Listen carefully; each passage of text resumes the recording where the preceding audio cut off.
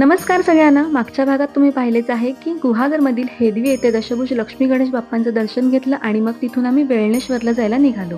आम्ही गुहागरमधलेच आहोत आणि वेळणेश्वरसुद्धा गुहागरमध्येच आहे. तरीही आम्ही जन्मापासून इथे कधीच आलेलो नाही. पर्यटक लांबून लांबून इथे बघण्यासाठी येतात, दर्शनासाठी येतात, परंतु आम्ही मात्र कधीच आलो नाही. हे शंकराचं देवस्थान आहे आणि इथे ना शंकराचं जागरूक असं देवस्थान आहे आणि इथे छोटी मोठी खूप अशी मंदिरं आहेत याच परिसरामध्ये आणि येथे भगवान विष्णूंचं सुद्धा मंदिर आहे.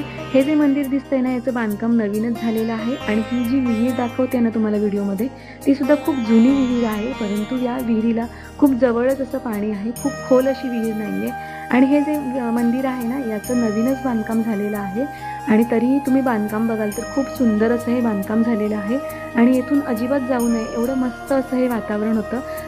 या मंदिराच्या मागेच समुद्रसुद्धा आहे, त्यामुळे समुद्राची खारी हवासुद्धा इथे सतत येत असते, त्याच्यामुळे इथून अजिबात जाऊ नये असं वाटत होतं आणि मग आम्ही तिथूनच मंदिराच्या बाजूनेच समुद्राकडे जायला आहे मागून आणि तिथे आम्ही समुद्राकडे गेलो.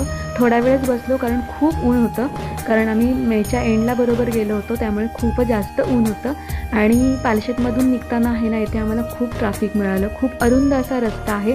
या ट्रॅफिकमध्ये आहे ना आम्ही जवळजवळ 1.5 ते 2 तास अडकून राहिलो होतो. तर असा होता आजचा दिवस.